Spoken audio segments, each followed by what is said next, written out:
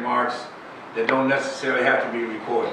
Assalamu alaikum. My name is Abdullah Mitchell. I'm the Executive Director of the Council of Islamic Organizations, and we welcome each and every one of you here this evening. As you all know, that our program this evening will focus in on the life and legacy of Malcolm X, and how, and its social, say, political and economic significance for us as Muslims living here in the 21st century. I don't know, but anyway, you understand what the point I'm making. Here and now for us. Just to give you an overview of the program, you know, we're going to have some opening remarks, a recitation of the Quran, welcome remarks by the president of American Islamic College, further introduction to the program, and then we'll be introducing our moderator, Romani Mansour, who will kind of lead, introduce our panelists, and also do a preface to their presentation. So maybe I can hijack the agenda while they're making their final presentation. Preparation for this video thing is also after each of their presentations there will be an opportunity for us to ask questions, and then there will be a presentation of award honoring the legacy of Malcolm X this evening, and then there'll be closing remarks. And let me just call our moderator up here for a minute. Let's deviate a little bit since we're still not, but we can get the effect of it.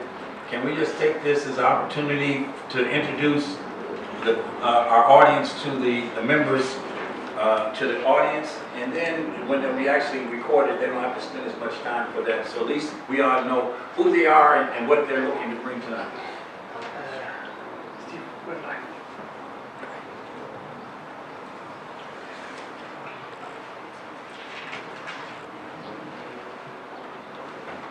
Assalamu alaikum. Welcome everyone. It's a privilege to serve as the MC for this evening, and it's an honor to welcome our moderators, or our distinguished speakers. I'm just going to briefly read their bios, and then we can jump into the program, inshallah.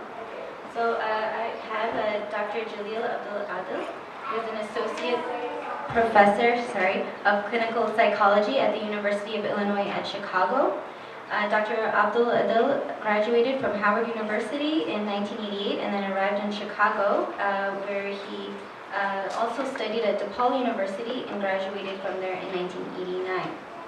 He converted to Islam in 1990 and obtained his PhD in 1996. Dr. Abdul Adil has spent over 30 years working to address mental health and promoting wellness among low-income urban minority youth and families in Chicago and other major U.S. cities, mashallah. So let's give a warm welcome to Dr. Jalil.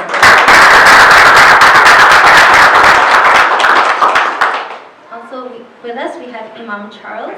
His contributions to the civil rights movement include involvement with the Black Panther Party for self-defense and the Congress of African Peoples. While attending Knoxville College and the University of Tennessee, he co-founded the African Cultural Center. After helping his Muslim college mates establish a masjid on the second floor of the center, Charles converted to Islam. He was asked to serve as director of propagation in Chicago, part of a campaign to introduce Islam throughout America by Imam Muhammad. Charles' other leadership roles include president of the local school council at Whitney Young Magnet High School, delegate on the Chicago Public Schools Advisory Board, executive board member for the Oak Park River Forest Community of Congregations, which is an interfaith council, and currently he serves as board director for CIOGC. Please give a very warm welcome to Imam Charles.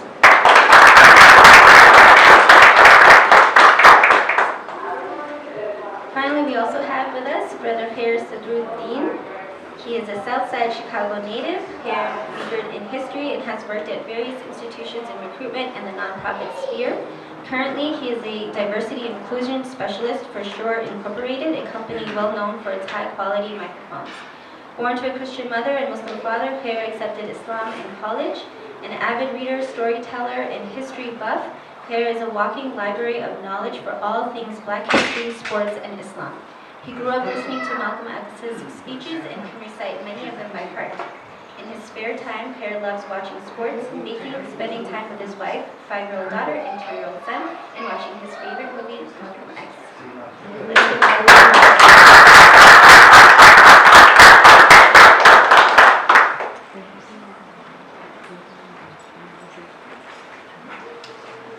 are we ready yet? We can start? We start this. The mic.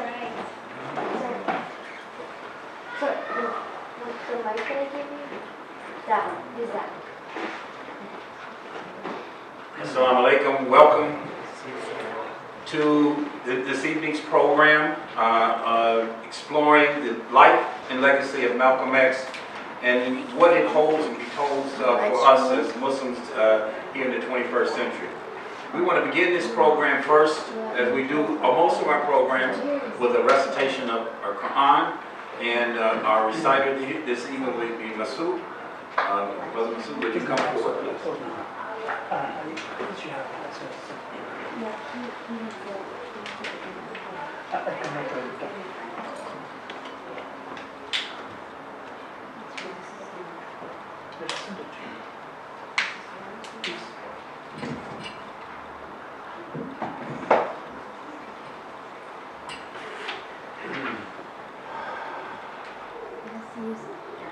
أعوذ بالله من الشيطان الرجيم بسم الله الرحمن الرحيم يا أيها الناس إنا خلقناكم من ذكر وأنثى وجعلناكم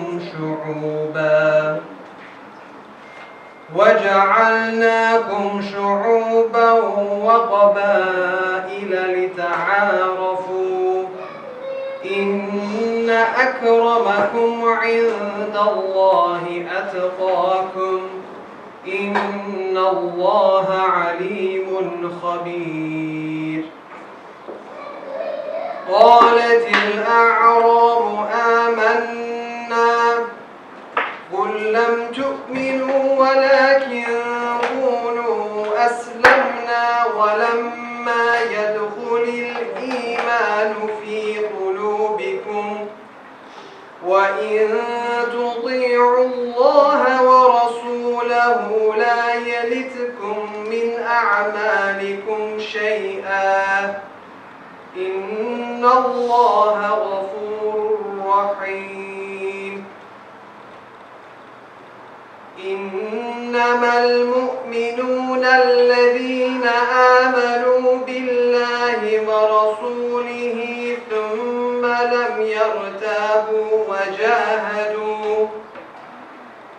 وجاهدوا بأموالهم وأنفسهم في سبيل الله أولئك هم الصادقون.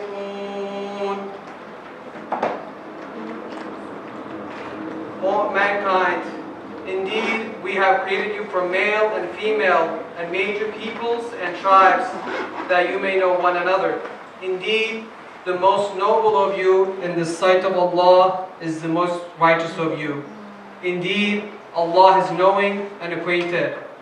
The Bedouins say, we have believed.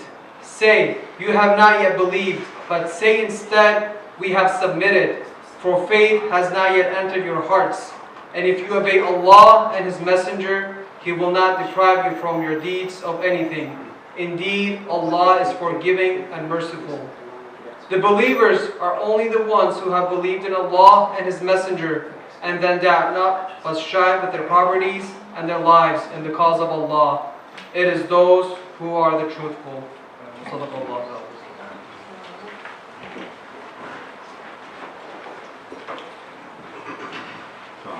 At this time, we would ask welcome remarks by the President of American Islamic College, Dr. Timothy Green.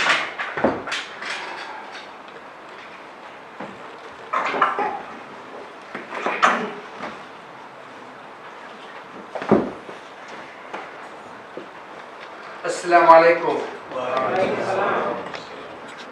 We seem to be on Muslim time tonight, and so I have to apologize for those of you who are not accustomed to it. But in any case, alhamdulillah, better late than never. And and God is the best of planners. So assalamu alaikum and welcome to our distinguished speakers, guests, students, and everyone who's here with us in person and online. My name is Dr. Timothy Giannotti, and I have the privilege of serving as both the President and Acting Provost of the American Islamic College. Steeped in the Quranic and biblical values of creational stewardship and justice, all of us here at American Islamic College acknowledge that God has entrusted the lands and the waters to humankind, who have been created to serve God and the creation as stewards and caretakers. We also uphold the Quranic teaching that we must stand for justice, even when we ourselves are implicated. So we want to begin today by acknowledging that our campus sits on land that was originally entrusted to the indigenous peoples of Turtle Island, peoples whose sovereignty, culture, and very lives were violated by colonial policy. The same colonial policy that has enslaved, denigrated, oppressed, and persecuted our African American sisters and brothers for generations. So here, just west of where land meets water, we recognize the historical land of the Council of the Three Fires, the Confederated Nations of the Ottawa, the Chippewa, and the Potawatomi nations. We acknowledge and honor them, their lands and their waterways, and their descendants, whom we are blessed to count as our teachers, our students, our alumni, and our friends. Welcoming students of all faiths and backgrounds, American Islamic College is a Chicago-based institution of higher learning, grounded in Islamic values and steeped in Islam's rich and diverse intellectual and cultural traditions. We promote an appreciation for the scope and the richness of Islamic history and civilization in the classroom and beyond, through impactful teaching and informative public events highlighting Islam's intellectual, artistic, and cultural expressions. We offer a Bachelor of Arts and a Master of Arts in Islamic Studies, as well as a Master of Divinity in Islamic Studies and Muslim chaplaincy. In addition, every summer, we host a 10-week intensive Arabic Language Institute, which enables students to cover an entire year, that is 2 semesters, of academic and Quranic Arabic in just 10 weeks. Through rigorous scholarship and a commitment to social justice, the collective good, civic involvement, interfaith understanding, and intercultural engagement, AIC prepares students to become critical thinkers, visionary leaders, and responsible global citizens. Please view our website at www.aicusa.edu for more information. Thank you, and may God's blessings and peace be with all of you.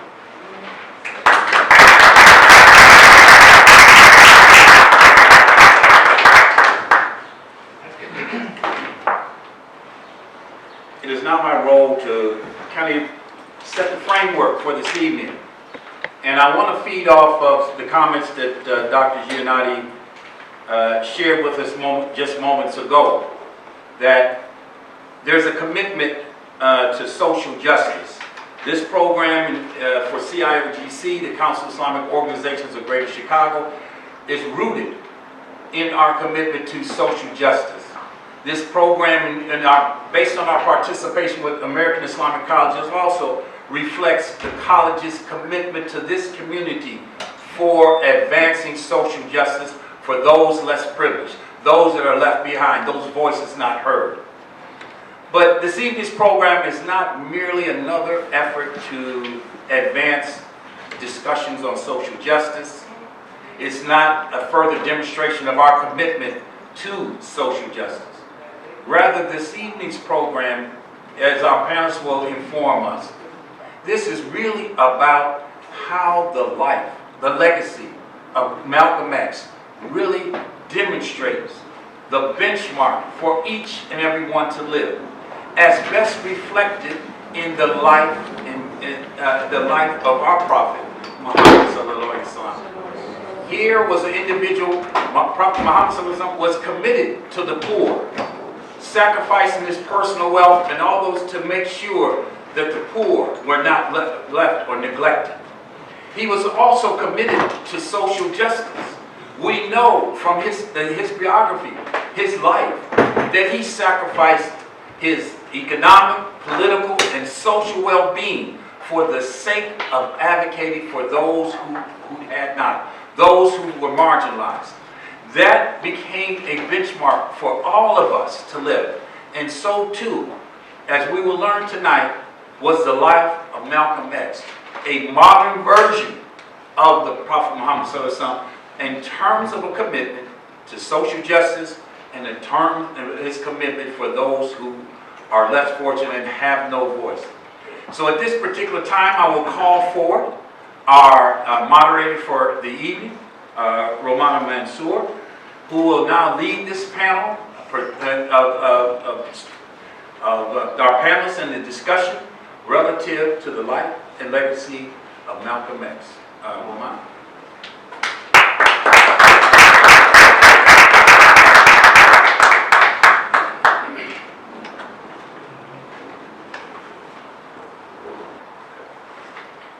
So I would like to call upon Dr. Jalil Abdul Adel, who will be presenting on righteous resistance, African American Muslims' persistence in the pre-Malcolm X era presentation.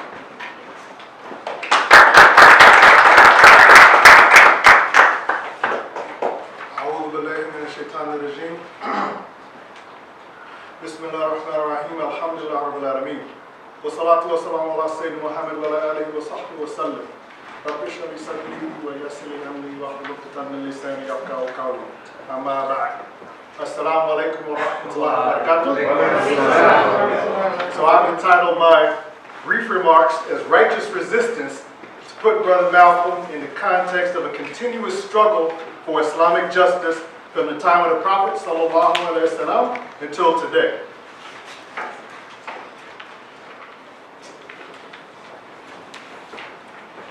So as it's been mentioned from the Islamic ethos right from the start, Islam commanded us to stand up for justice. From the very beginning, Allah subhanahu wa ta'ala gave us Islam as a gift to free people from the corrupted worship of the created to the true worship of the Creator. From the start, Allah subhanahu wa ta'ala revealed verses in Al-Quran Al-Karim that urged action in His cause. Early in the Meccan period, and we've heard these surahs many times before, Allah subhanahu wa ta'ala ordered the Prophet sallallahu alaihi wasallam to arise and warn. Ya ayyuhal mudaththir, qum fa'andir, wa rabbaka fakabbir. O you who are wrapped up, arise and deliver your order. This is my point. So I don't want to be taxed into technology. Get the spirit of it, right? Inshallah. And your Lord you should magnify. Allah subhanahu wa ta'ala promised also the punishment of the oppressors like Abu Lahab and their helpers like his cruel wife when he recited, perish the hand of Abu Lahab. Tabbat yada Abi Lahabin wa tab. Perish the hands of the father of the flame, perish he. And Allah subhanahu wa ta'ala condemned the ones who don't take care of the oppressed, like the orphans and the poor in Surah Al-Ma'un. أَرَأَيْتَ الَّذِي يُكَذِّبُ بِالدِّينِ فَذَلِكَ الَّذِي يَدْعُو الْيَتِيمَ وَلَا يَحُضُّ عَلَى طَعَامِ الْمِسْكِينِ. See the one who denies the judgment, meaning the day of judgment. This is the person who repulses the orphan and encourages not the feeding of the indigent. And Allah subhanahu wa ta'ala demanded that we Muslims stand forth for justice. Ya ayyuhal ladina amanu kunu qawwamina bil qist shuhada'a lillahi wa law ala anfusikum. We stand forth for justice even if it's against ourselves. And who shows us what this looks like in human form? Who gives us this practical, inspirational example? Of course, as was mentioned, is the Prophet Muhammad sallallahu alaihi wasallam. He's our best example. Allah subhanahu wa ta'ala graced us with the last prophet and messenger to show us exactly how to put Islam into action. from the first day of Islam until now through the day of judgment. Allah subhanahu wa ta'ala emphasized that the Prophet Muhammad sallallahu alayhi wasallam is our best example. He's our uswa hasana. So when we embrace Brother Malik Al-Shabazz, Malcolm X, we embrace the fact that he gave us a modern example of the application of the sunnah of the Prophet sallallahu alayhi wasallam. And the Prophet sallallahu alayhi wasallam declared this truth as a new way of life. It was not only an alternative, but the solution for humanity. The Prophet ﷺ, he bravely and publicly professed his da'wah from the mountaintops of Mecca to the streets around the Kaaba, to the elite Quraysh, to the rough and tumble Bedouin, and yes, to the slaves and the other oppressed people, even when he was ridiculed and condemned for embracing the oppressed. And we know how the Quraysh said, you want us big shots, us elite, to come around, send away those lonely people. And the Prophet Muhammad ﷺ told him no. And he embraced the lowly, because the one who has the height in the sight of Allah subhanahu wa ta'ala is based on what? It's based on taqwa. And the Muslims of African descent have a long and proud history of struggle and sacrifice for Islam. That includes, now you see this picture of a recent book. Now there are mainstream movies. Now there's the media. Now we appreciate the legacy of Bilal ibn Rabah, radiallahu anh, the first muwaddin in Islam. But we have to remind each other, it's beyond Bilal. This legacy of liberation, let's be clear, that Malcolm X and other Muslim activists of African American, and many other ethnicities are part of a long and illustrious legacy of liberation. As I just mentioned, this legacy was first taught and exemplified by the Prophet Muhammad sallallahu alaihi wasallam, and it was continued by the companions radiallahu anhu, and it was carried by the Muslims of various descent to people around the world, including African Muslims who willingly converted. Don't believe the propaganda about the sword. Willingly converted, enthusiastically carried Islam both within the continent of Africa and beyond. African Muslims, in partnership with their brothers and sisters in Islam, they led or helped carry this call, not only across so-called North Africa, but West Africa, East Africa, Central Africa, South Africa, France, Portugal, Spain, Sicily, Madagascar, other parts of Europe and Central Asia, and even parts of India.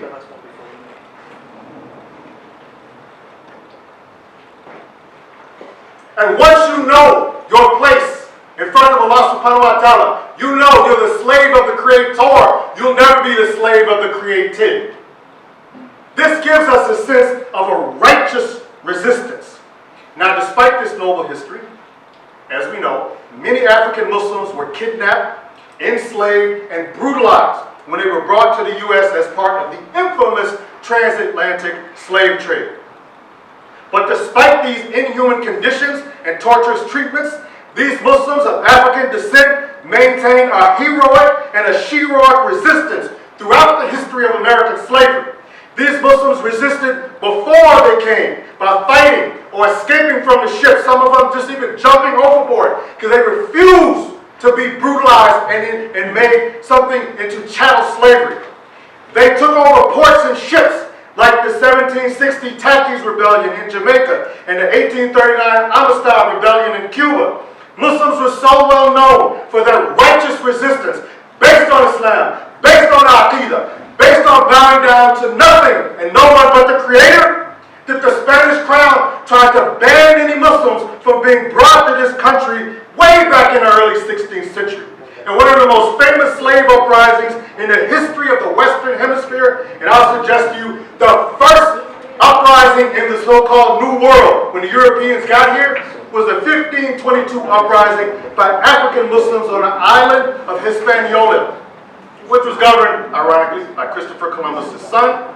And these African Muslims fearlessly and ferociously, even though they were outnumbered, even though they had inferior weapons, they even not only liberated themselves, they freed a dozen enslaved Native Americans in their fight for freedom. During Ramadan in 1835, the African Yoruba Muslims, led by the Islamic scholars and teachers, Islam is not an academic subject. Islam is action. the ulama, the scholars, they inspired them. Many of the people who helped also happened to be free. They were the so-called freedmen. They were not in slavery. They could easily have said, hey, I'm good. Don't bother me. I got my business. I got my home. I got my family. But they were right there in the trenches with their brothers and sisters and trying to stand up for justice. And they were part of that same sacrifice. And the Mali Revolt in Ramadan in 1835, also known as the Baha'i Muslim Revolt in Brazil, these African Muslims caused such an uprising. They shook their colonizers' confidence in slavery to the extent that the historians say this began the process of abolition, which culminated in slavery, the abolition of slavery decades later. And despite, let me draw your attention to this, despite the previous racist historians intentionally lying about so-called happy slaves, and as a Muslim mental health person, I know in history they used to call the slaves who rebelled, they said they were crazy, they were insane. Recent historians, however, have published reports suggesting there were at least 250 plus slave revolts just in the brief history of the United States, just on this continent. And some historians have marked that number up to over 320. So there was plenty of resistance. And Muslims either led or participated or supported most of them, including two of the biggest slave revolts in history, the 1739 Stono Rebellion and the 1811 German Coast Uprising, and they still celebrate that to this day. Muslims are still inspiring people to this day. Malcolm X is still inspiring people to this day. And I don't even have to mention, in the United States, where African Muslims led or joined most of the major slave uprisings, they helped out Native American communities. Some of them joined Native American communities. And equally important, they maintained maroon communities where they chose to live in swamps, eat grass and bugs, just so they don't have to be slaves. And they helped resist from the Native Americans. And let me also say before I leave this, and I know we're up against the clock, but we're going to give the legacy its due justice. Okay? There were many Muslims who tried, but they did not physically free themselves. There are Muslims who died trying. But there were also Muslims who continued to secretly practice Islam for centuries, literally, reciting and teaching Quran in secret, reciting and talking Arabic in secret, making prayer rugs and beads in secret, and many other things that even influence some modern practices today, including, you can look, there's an African-American community in Georgia called Agula Geechee in Georgia. To this day, they still have Islamic artifacts. To this day, they still use Islamic words. To this day, they've incorporated the stories and passed down through generations. And to this day, there's some of them who still move around their church as a legacy of practicing going on Hajj when they were not allowed to. So, as I'm winding up, there was pre-Malcolm persistence. We want to commemorate and celebrate our brother Malcolm as part of this rich tradition of righteous resistance that's still remembered and revered today, whether, as you see in the picture on the right, they are reenacting some of the slave rebellions inspired by Muslims, and on the left, you see the fist of the Black Lives Matter movement, and also remember the Black Panthers, which our brothers will be able to elaborate on. They used to call themselves the Sons of Malcolm. The conditions that Malcolm bravely addressed and tried to solve are those same systemic issues here today and the same international conditions around the world where the whips and the chains of yesterday have become the guns and the knees on our necks today. That same ignorant, racist, and oppressive mentality must be addressed. That caused the torture of Bilal and the murder of Africans and the enslavement of African Muslims is the exact same mentality that needs to be addressed by us. It causes people to do mass shootings, whether it's in a church in Charleston, South Carolina, or a grocery store in Buffalo, New York. So in closing, today, we want to remember Malcolm and Betty Shabazz, by the way. It's not a footnote, and there's a book I can refer you to. There's a lot of things we skip over in Malcolm's legacy. We'll leave that for another day. Okay, so Malcolm and Betty and all the other people who struggle and sacrifice in the cause of Allah subhanahu wa ta'ala, because we must still arise and warn. We must still carry this call. We must still embrace the oppressed. We must still fight for freedom. And we continue this legacy today with an event like this. We should not and cannot accept anything less than freedom. Jazakumullah khair. Assalamu alaikum.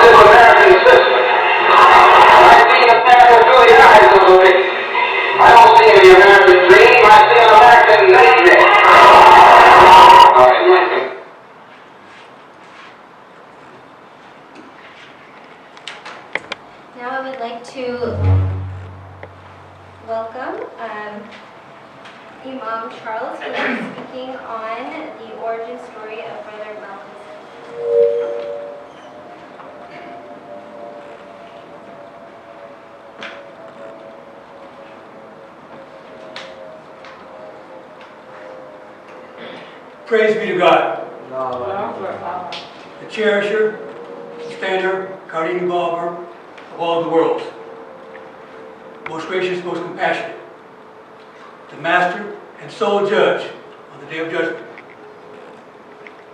I bear witness that there is no God but God, and He is one alone, having no partners or associates.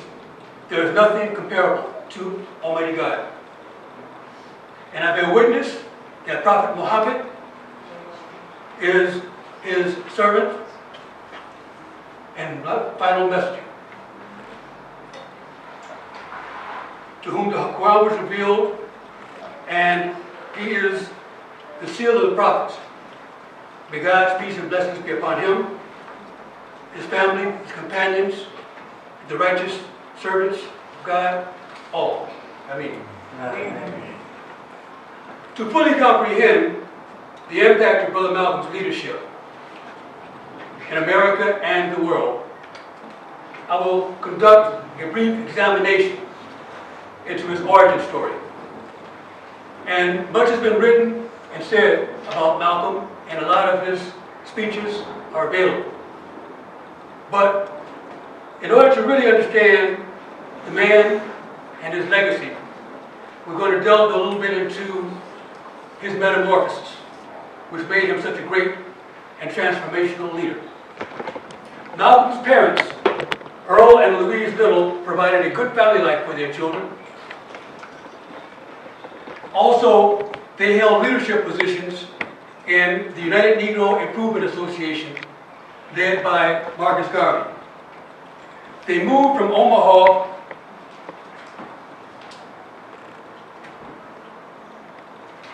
Nebraska, right after Malcolm was born, to Lansing, Michigan. Their house was burned down by white racist extremists, in Lansing. And Malcolm was about 6 years old at the time. And they probably took issue with Earl and Louise's success and efforts to promote racial pride and self-reliance among Negroes. Typically, tragically, when Malcolm was 6 years old, his father was killed. It was suspected that he had been murdered by the same terrorists who burned down their house. A few years after that, Malcolm's mother had a nervous breakdown. The children were separated and sent to foster homes when their mother was committed to the state hospital. Malcolm excelled in school. He was elected class president by his peers, but he dropped out of high school before graduating after what a white teacher told him that practicing law, which was his aspiration at the time, was no realistic goal for an N-word, which left Malcolm feeling that the white world offered no place for a career-oriented black American, regardless of talent. Malcolm lived with his sister Ella in Boston for a few years before moving to Harlem, New York. By age 20, he wound up in prison for burglary. He developed a voracious appetite for reading while in prison. Before he was paroled at age 27, several of Malcolm's siblings had written letters to him about an independent religious order called the Lost Foundation of Islam. It was a religious order that had been devised by a mysterious figure in the early 1930s who went by the name W.D. Farr. And he presented the teachings which borrowed from Islam that would address the oppression and persecution of black people in America. Farr initially claimed to be a prophet. When he found Elijah Poole to be a reliable devotee, Farr declared himself to be God in the flesh and anointed Elijah to be his messenger. And then Farr disappeared. Again, he was a very mysterious figure. Black Americans were trapped in a system which denied them any agency over themselves as they attempted to navigate their way through the society. They were being oppressed by segregation, arbitrary executions, denial of human rights, being treated as less than human, as another form of enslavement. From the 1860s, a few years after the Civil War, until the 1960s, laws were put in place in the southern states referred to as the Black Codes. Today, they would call them Jim Crow laws. These Black Codes ended the progress and freedoms of the Reconstruction era after the Civil War, such as right to vote and hold office, and equal protection under the law. The federal government withdrew funding for Reconstruction and the Freedmen's Bureau, thereby relinquishing its authority so that states could enact and enforce these Black Codes, Jim Crow laws. Racial segregation that was practiced de jure in the southern states was also practiced de facto in the northern states. Malcolm rejected the term Negro as a racial identification. Instead, he would say so-called Negro. That was his clarion call to let my people go. The goal was for black Americans to find refuge from the degradation and humiliation they were being forced into to endure. In order to do that, they turned to Islam. That was the call for Malcolm and other leaders at that time in the Lost Foundation of Islam.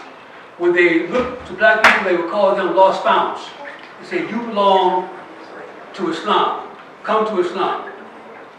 Although they didn't have the perfect practice, there are people who might call them sacrilegious, like Muhammad, or that they were not on the perfect path. It was desperate times. The house was on fire.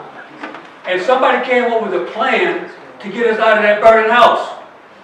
But Islam was always the goal.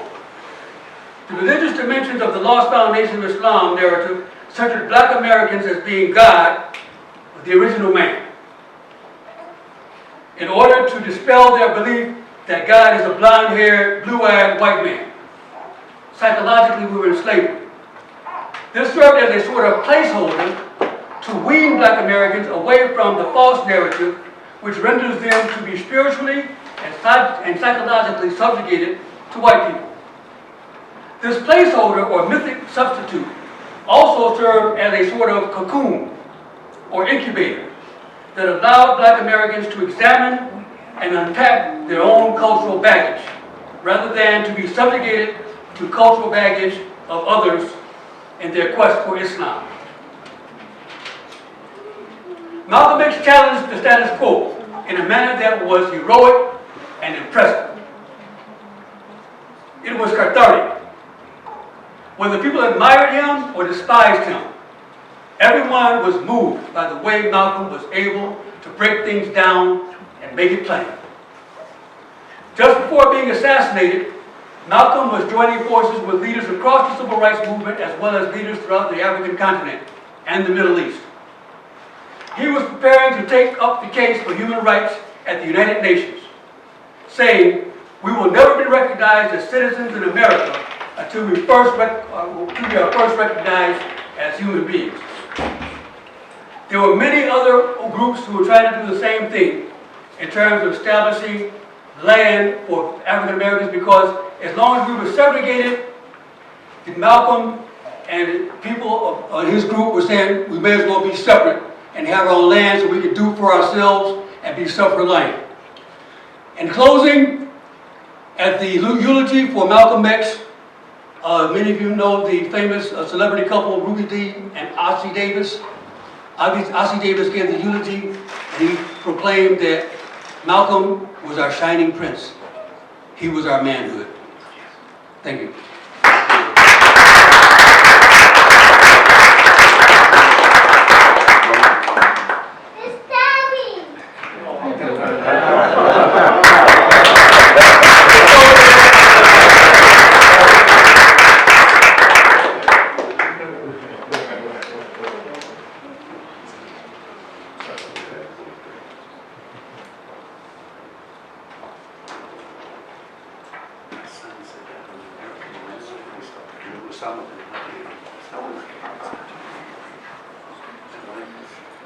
Awesome. I look man. Alhamdulillah. Bismillahirrahmanirrahim. Assalamu alaikum. Before beginning my part, and I'll try to remember the 5 B's, be brief, brother, be brief, as Malcolm approaches. I'd like to quote Brother Malcolm, and this is from December 20th, 1964, about 2 months before he was taken away from us. He invited Fannie Lou Hamer, a civil rights leader of the time, and the Freedom Singers to appear at the Organization of African American Unity meeting held at the Audubon Ballroom, right, the place where he met his end, in Harlem. And he began, "Salam alaikum. I suppose I should take time to explain what I mean when I say Salam alaikum. Actually, it's an expression that means peace, and it is one that is always given to one's brother or to one's sister. And it only means peace be unto you. So when I say Salam alaikum or Assalamu alaikum, and others reply alaikum assalam, they're just returning that peace. That means we're all at a peace with one another as brothers and sisters." And I love that quote, and I've always loved that quote, because it reminds me that today, as we see Malcolm X as a civil rights leader, martyr, prolific speaker, storyteller, father, husband, and in many places in our own homes, in black households, you'll see pictures of Malcolm X next to Martin Luther King, or maybe now Barack Obama in some of those old school homes. But for me, it's important to remember that he was a teacher. And then when you listen to many of his speeches, that's what he's doing. He's teaching us. And I believe that if he was living today, we might call him Imam Malcolm, as we called him during his time, Minister Malcolm. And that in his time, he was our teacher. And I submit today that he is still our teacher. Going back to that quote that I started with, that night he went on to talk about the Suez Canal, Russia and Khrushchev, Nasser in Egypt, diamonds, cobalt, colonization, United Nations. But he started it talking about peace and giving a little bit of dawah to a room that was probably full of non-Muslims, about a ubiquitous phrase that to you and I, that we use every day. I was asked to speak about Malcolm's impact on my life, and I think his impact on my generation as someone that's caught in between Generation X and the millennials. And I thought what I would talk about today is a little bit about my personal experience, and I'll reference 3 themes. For me personally, I was born to a Lutheran mother and a Muslim father in May of 1983, and I just missed sharing a birthday with Malcolm X by 3 days. And so I remember as a teenager joking to my mother, who knew I loved Malcolm X. I asked her, was I born a little bit early? And I said, my birthday could have been May 19th. And she replied wisely, as wise mothers do, you were born right on time. But anyway, growing up in an Afrocentric household, I was exposed to Malcolm X at a very early age. But there are 3 events that I would like to talk about briefly. The release of the movie Malcolm X, my first reading of the autobiography of Malcolm X, and the first time I heard Malcolm X's voice in hip-hop. Malcolm X, the movie, as we have up here, and I brought some props, if you will, the album. I still listen to vinyl records, so that lets you know that I have my Generation X credentials. Was released on November 18th, 1992. I was only 9 years old at the time, but it was a really big day in our house when my dad went to go see that movie. And I remember we stayed up late to wait till he got home. It was a 3-hour movie, so I doubt I stayed up that long. But to listen to what he thought about it. And the only thing that I can think of in our time that's similar to that is when Black Panther came out. And I remember my wife and I put on our garb to go see that movie. But that was a day of Black pride and Black power. And I'm not here to discuss the historical veracity of the movie, but we cannot deny the impact of Denzel Washington's portrayal of Malcolm X had on society. We didn't land on Plymouth Rock. Plymouth Rock landed on us, right on top of us. We all can recite that, right? We know that. But for people my age, it brought Malcolm X into full color, into our living rooms, on our TVs. I had seen footage of his rallies, but to see it in color made it even more real for me. I had seen pictures of his funeral, but to see the dramatic reenactment of his assassination and the blood that he shed was life-changing. In college, I watched that movie so much, and I think my wife would say that I could recite it word for word. And the DVD player that we had at the time, it would just loop a movie after it finished playing. So in our suite, it was always playing. And people would say, is Illinois Wesleyan showing Malcolm X? I say, no, Brother Kier is just watching the movie over and over again. Fast forwarding to after the movie, April of 1999, my sophomore year in high school at Whitney Young. My English teacher, he was a tough English teacher, and he gave everyone the assignment, it was 15% of your grade, to read one of 2 books each month. You had a test at the end of the month, 100 questions on one of those books. In April, it was Roots or Red Badge of Courage. And I knew my father would have shame if I read Red Badge of Courage, so I read Roots. And reading that book after 72 days was so life-changing that I had to grab the next Alex Haley novel that I could find. And that was the autobiography of Malcolm X. And for me, the 466 pages, and this is the actual book that I still have today that I went out and bought, I read it in about 48 hours. I barely slept. I barely ate. It was life-changing. And so for me, it removed Denzel Washington and put Malcolm X's own words and spirit. And I wanted to be like Malcolm. So I started reading the books that he read while he was in prison. Souls of Black Folk by W.E.B. Du Bois. Carter G. Woodson's The Negro History. Uncle Tom's Cabin. Even on page 179 as I was reviewing for this, he wrote about Nat Turner. In college, I wrote about Nat Turner. And did he really have a dream? Or what was the real motivation, the historical motivation for his revolt, his slave revolt? Picked up even more books. Malcolm X Speaks here, and there's something I just want to share briefly that I think is very relevant to the time that we have. A speech given on April 3rd, and this is the infamous ballot or the bullet speech. And he talks about 4 years in office, now they're just getting around to you. And he's talking about the civil rights legislation that they had filibustered. Just now, after everything has gone out of the way, they're just going to sit down and play with you all summer long. The same giant con game they call the filibuster. Are those in cahoots together? All those are in cahoots together. There's a man from Georgia named Richard Russell. He later calls him Tricky Dicky. When Johnson became president, the first man he asked for when he got back to Washington, D.C. was Dicky. That's how tight they are. That's his boy, that's his pal, that's his buddy. They're playing the same old con game. One of them makes you believe he's for you. He's got it fixed where the other one is so tight against you. He never has to keep his promise. So it's time in 1964 to wake up. Today, we're still talking about the filibuster. We're still talking about someone in a state close to the Mason-Dixon line. Filibustering legislation that we still believe in. When we think about his legacy, things that he was talking about then, how does that relate to us and the times that we live in now? I was so enticed with Malcolm X that my brother, and I just screenshotted a page from Jamal in December of Christmas of 2000, got me the book, The Seventh Child, written by Rodnell Collins, who's a nephew of Malcolm X. And when you think about his legacy and just wanting to engulf into, there's a good line in the movie Malcolm X where the brother says, that brother's just hungry. We're all hungry for knowledge. I was so hungry I wanted to swallow and inhale everything that he taught us because he was our teacher. The third thing that I wanted to talk about as I conclude is his impact on music. And I think about the first time I heard about Malcolm X in music and his impact on hip-hop. This is a picture from By Any Means Necessary, KRS-One, one of the most prominent historical hip-hop figures, reenacting a picture, a famous picture that we all know of Brother Malcolm.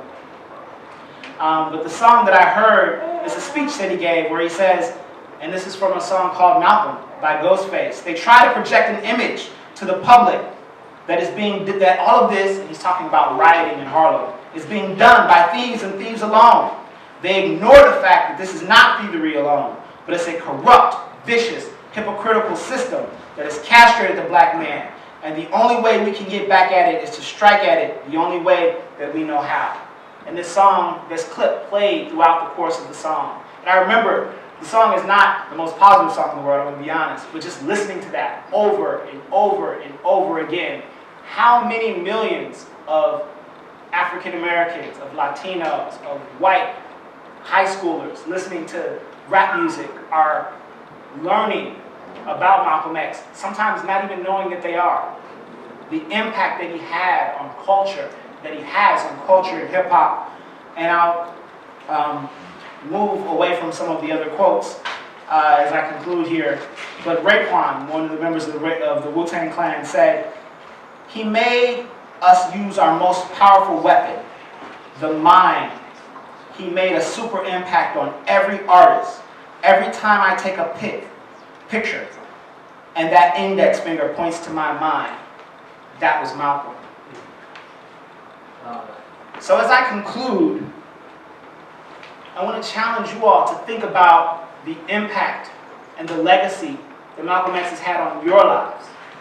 Maybe it's when you read the autobiography of Malcolm X. Maybe it's when you were with your parents and you heard the speech, The Ballad of the Bullet. I remember listening to records with my father, The Message to the Grassroots. Think about how he can impact your life going forward.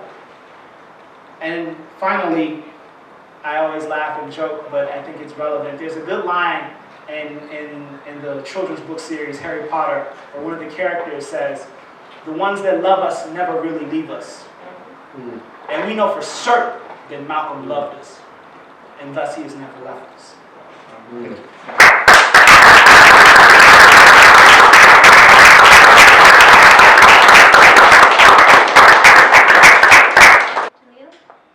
would you like to say the name of the title of that book, please?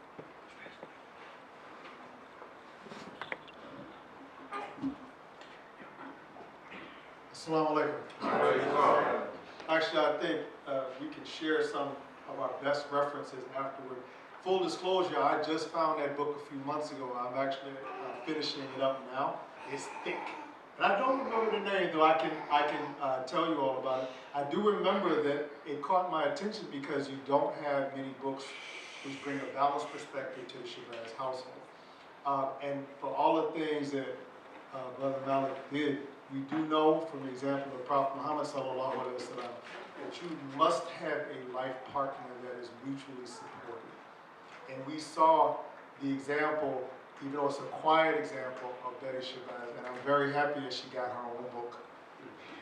Especially because, and perhaps Imam Charles can mention, from my background in mental health, I also appreciate the struggle and the trauma of having your father and your spouse taken from you, and taken from you in such a difficult, traumatic, violent way, and the fact that your children are there watching, and having to, in the spotlight, bounce back and continue and forge your own life and raise your daughters. And it's hard to raise children nowadays. I'm sorry for all you young generation Z, X, Y, 1, 2, 3, whatever it is. You know, for us as parents, it's a challenge. And think if you're doing that with that trauma. So I will make sure that I share that reference. Maybe I'll look it up before it ends. Okay, thank you. Betty Shabazz, A Remarkable Story of Survival and Faith Before and After Malcolm X, Russell Rickford, and there might be some others we can. There's a book called Three Mothers by Anna Malika Tubbs, and it follows. She does a biography of Betty Shabazz, Coretta Scott, and James Baldwin's mother, whose name escapes me right now. It's an excellent book. I just started it. It's an excellent book as well. It was published within the last year. Yeah, I'd like to also know that young individual's name right there. And I got some questions also. Brother Care Central. Yeah, I really was impressed with your presentation. And you watch it over and over again. But also, I'd like to also say that Malcolm also started that Muhammad Speaks newspaper, which has evolved from Bilal News to Muslim Journal, 60 years. And that's one reason I think we got people around the country that's so involved because they know the history of Muhammad Speaks, and he was the one responsible for that. The other thing I want to add that Imam Richard Muhammad also named that masjid in New York after Malcolm Shabazz, which was responsible, and I got that on my note, 50% of the membership of the Nation of Islam from New York, Boston, Florida, all the way to California. And last thing, I think Brother Child, they was calling him and people Muslims un-American. And they was more American than the American people was. And he was a master teacher. Yes. Yes, again, there are many misconceptions and theories in regards to the relationship between Malcolm and Martin. Any one of you have any perspective in regards to those theories and conceptions? I'll respond to that. Basically, if you've seen probably the pictures of them shaking hands, they had reconciled their differences. Malcolm, and that's why Malcolm was so dangerous, because he was uniting the whole movement. And they actually kind of reinforced one another because their dynamic played off one another. It was the fact that people who really feared Malcolm's fiery approach to getting us some justice, they gravitated more quickly to Martin because on the other side you had the Black Panthers and you had Malcolm X. So that means that he got so much more support. And by the same token, people who were really impatient with Martin's eloquent teachings and his preaching and pace, they were kind of like, not patient. So they gravitated to Malcolm. So they kind of fed off one another. It was like a dynamic that kind of helped promote either or both of them to that extent. A follow-up question that would be based upon Malcolm's life and history and legacy. How would you say that Malcolm is viewed today within the American society? Okay, that's a great question, and I can answer that very quickly. Because of his metamorphosis, Malcolm was recognized as this fiery person, and some people use that against us because they go back to that rhetoric in the early days about the racial kind of conflicts and all that stuff. They want to promote that. Malcolm evolved far from that.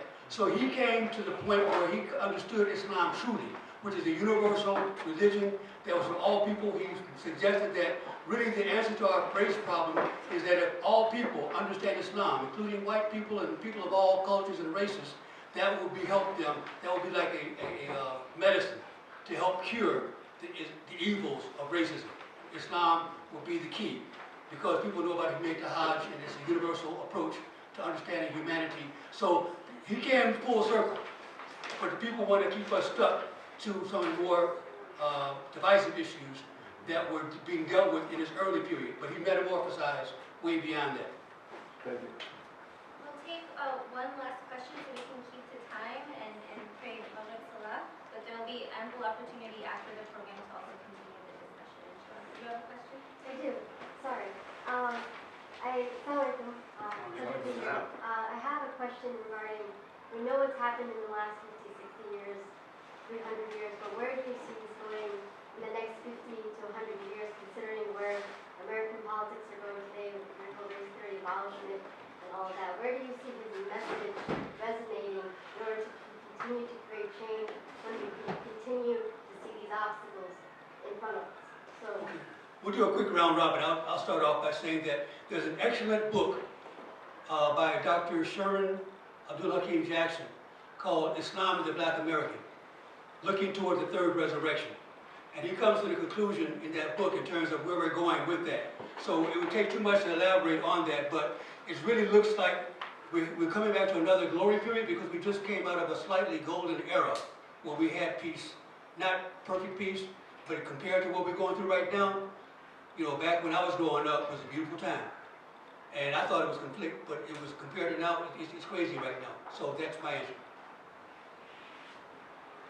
I say very quickly that Allah promised us in Quran that the truth would come and falsehood would perish. And despite how desperate the situation might appear, at a certain point, the truth will emerge. And I think that's why also to the other question that was raised, why Malcolm X's message became so internationally accessible. Because it's the truth. And people see the truth and they want you to act on the truth. And as people act on the truth, you mobilize the masses. And we need to be clear. Movements have fundamental historical change has never been the entire crowd moving at once. It's always taken leaders. And many of those leaders, either they sacrifice or were sacrificed. Which is why in Islam, this is why we keep the struggle going. So whether we see the victory or we're like Amr, or we're like Sumayr, our first martyr in Islam, as long as we're carrying the torch forward as far as we can, as fast as we can, we hand off to the next generation. The ultimate victory is when we meet Allah subhanahu wa ta'ala, and inshallah we gain his pleasure with the Prophet sallallahu in paradise. So it'll keep on moving.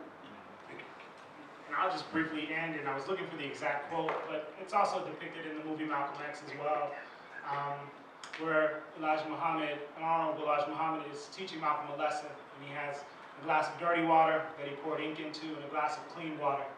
And he said people will drink the dirty water if they're thirsty, right? But people always will gravitate toward finding clean water. They'll always try to find the pure. And I think that'll always be true in history. And so we will have struggles, and we will be presented with dirty water by politicians, by historians, by whoever else. But inshallah, we'll always try to find the pure, the clean water, the straight path. Inshallah, that'll happen for us. Continue. Thank you so much for sharing. I would like to invite Irshad Khan, CIOGC board member.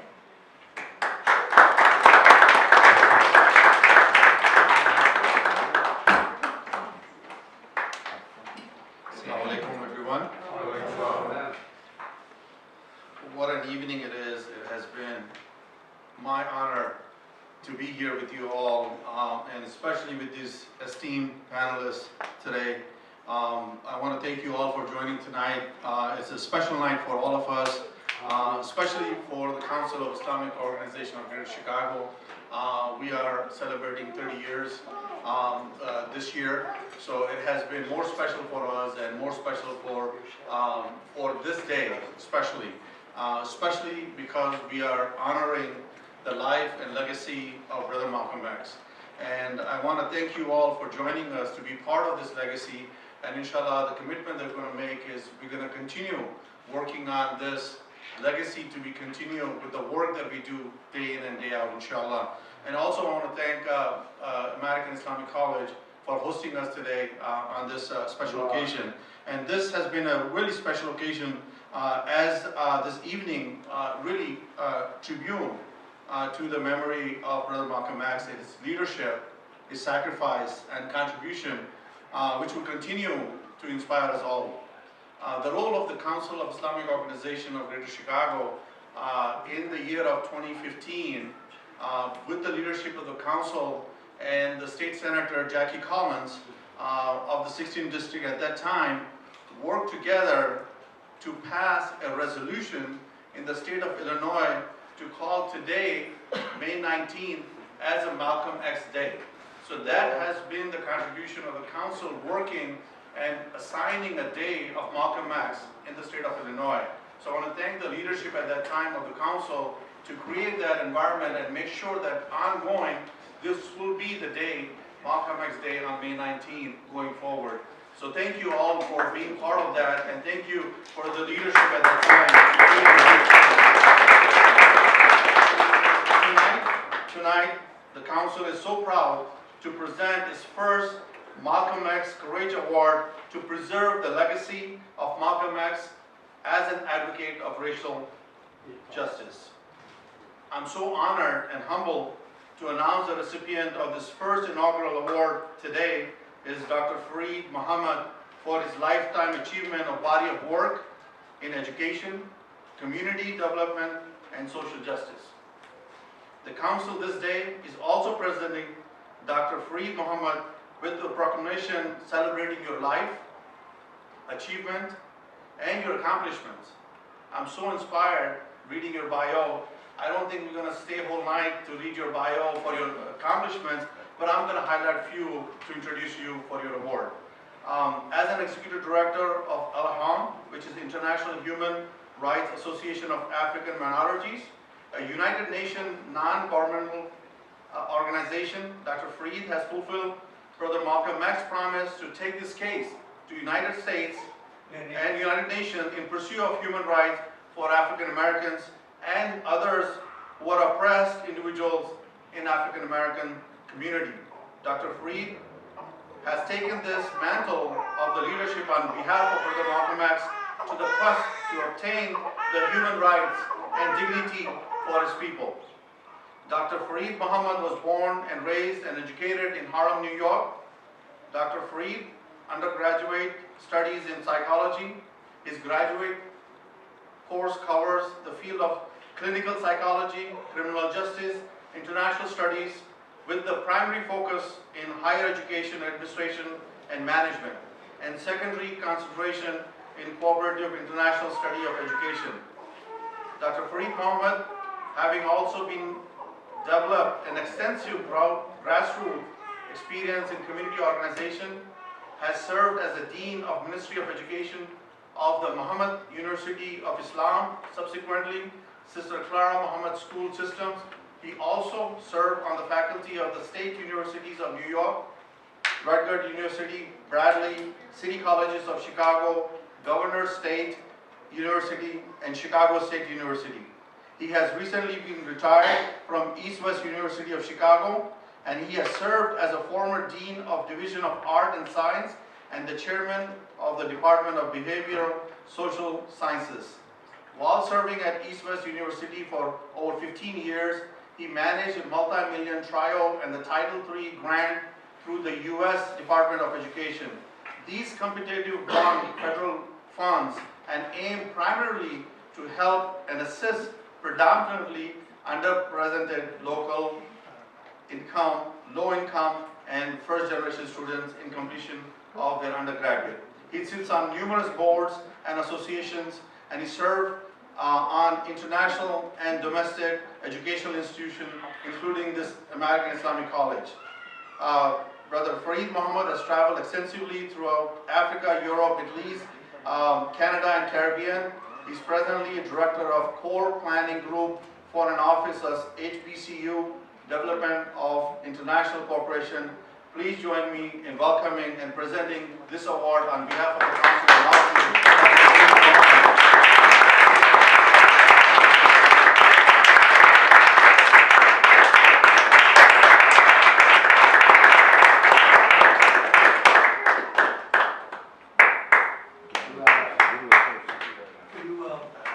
Can you move the mic out the way?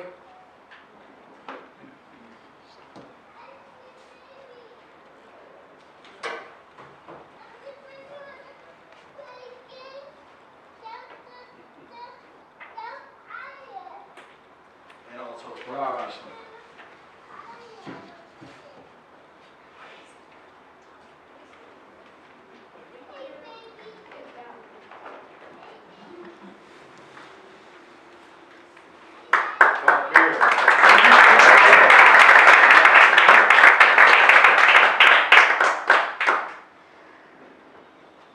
it does say Dr. Fareed Muhammad is awarded the inaugural award for Malcolm X Courageous Award.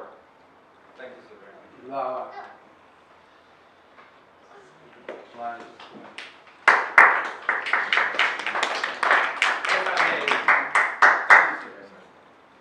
If I may, Bismillah ar-Rahman ar-Rahim, Ashhadu an la ilaha illallah, wahdahu la sharika lah. Peace and blessings be upon his Prophet Muhammad, and greetings to everyone here this evening. I will try to, for the interest of being as precise and as concise as possible, and I know we're pressing up against Maghrib. If you tolerate, I'd like to just make a brief comment, if that's okay. And inshallah, we'll get out of here on time. But I wanted to give proper respect and homage to a few key points and persons that have been very impactful in my life. And I wanted to share that with you. And in order to do that with some degree of efficiency, just bear with me. I'm not very tech savvy. I'm not of that generation, unfortunately. So, assalamu alaikum once again. Dear friends and colleagues from my American Islamic College family, honorable leadership of the Council of Islamic Organizations of Greater Chicago, faculty, staff, distinguished guests, friends, and certainly to members of my beloved family, thank you for your kind attendance and special recognition. I'm typically not at a loss for words, but quite honestly, I'm speechless tonight. I'm extremely honored and humbled to have been chosen to receive this inaugural and distinguished Malcolm X Courage Award. Having been born in Harlem Hospital, having been raised and educated in Harlem, New York, my early roots and life experiences caused me to cover many of the same streets once soldiered by Brother Malcolm. Our paths never personally crossed before his untimely assassination and my personal conversion to Islam in the late 1960s. However, the socio-cultural impact of Malcolm's life upon those of my generation is incalculable. From 153rd Street in Harlem, I lived just 2 blocks from the then famous Rockland Palace, a common meeting place for large public gatherings sponsored by the Nation of Islam. For those of you familiar with New York City, this area is now the location of the nationally well-known Rucker Park basketball tournaments on 155th and Frederick Douglass Boulevard, my old stomping grounds. While migrating here to Chicago in the early 1970s, I was a well-trained foot soldier in the Fruit of Islam at Mosque number 7 in Harlem and number 25 in Newark, New Jersey. I served as assistant temple secretary, both at number 25 in Newark, New Jersey, and subsequently here in Chicago at Mosque number 2 on 73rd and Stony Island Avenue. Upon the passing of the late Honorable Elijah Muhammad in 1975, and under the leadership of his son Imam Wafiddin Muhammad, I was fortunate to succeed the late Dr. Abdul Alim, known as Lani Shabazz, and became the National Director of Education for Muhammad University of Islam, which subsequently became known as the Sister Clara Muhammad Schools. Dr. Shabazz and I worked out of the old Muhammad Speaks newspaper, not very far from here.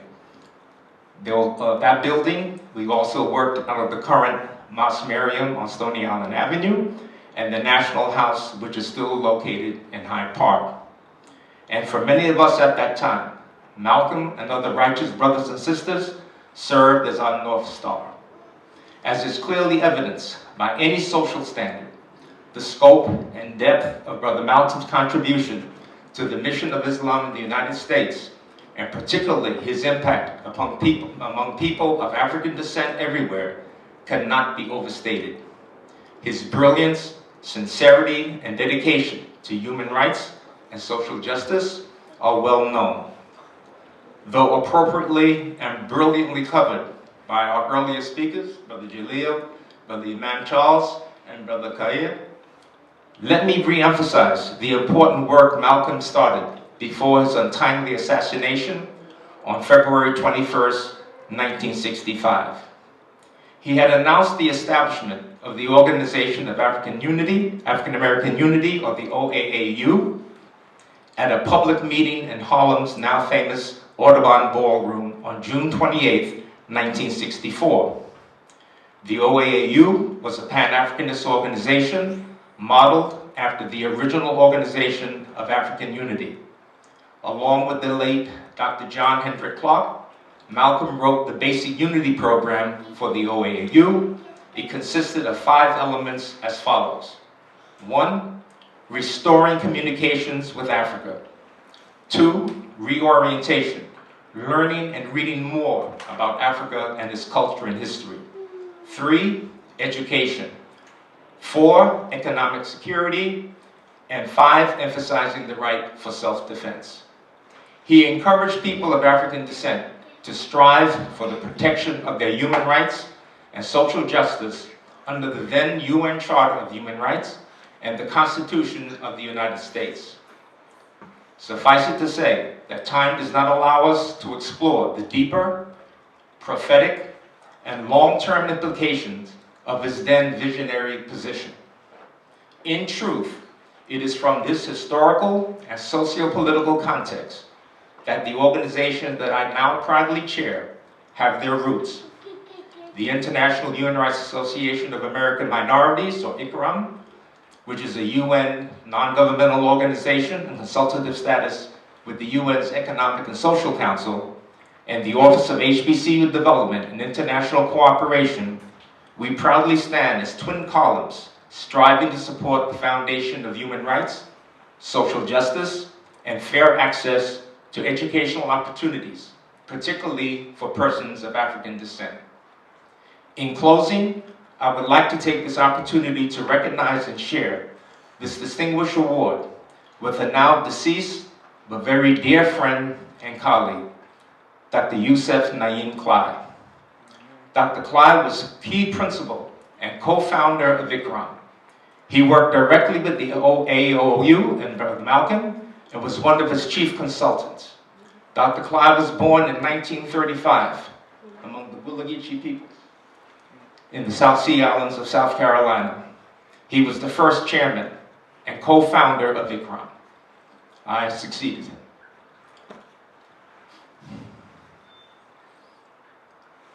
Dr. Clyde was Professor Emeritus in the School of Human Justice at the University of Regina in Canada. He wasn't allowed to complete graduate work because the schools were still segregated here in the United States. So he migrated to Canada to complete his advanced and terminal degree and spent many years in Africa studying and returned to the United States. He was one of the first African Americans to ever study at The Hague in the International Court of Justice in the Netherlands. In addition to work with the original OAAU, Dr. Clyde subsequently served as a consultant to the UN and several member states. And he always served in the consultative capacity on a wide range of ethnic groups and other minority-related issues. He was the author of 5 books and numerous articles. He won the Gustavus Myers Outstanding Book Award in 1990 for international law and the black minority in the United States. And again, in 1995, for a popular guide to minority rights. Again, time does just not permit adequate discussion and recognition of brothers like Al-Hajj Malik Al-Shiraz and my dear and late friend, Dr. Yusef Naim Clyde. I am humbled by this award and accept it on their behalf and those that continue the struggle of human rights and social justice for all. Thank you.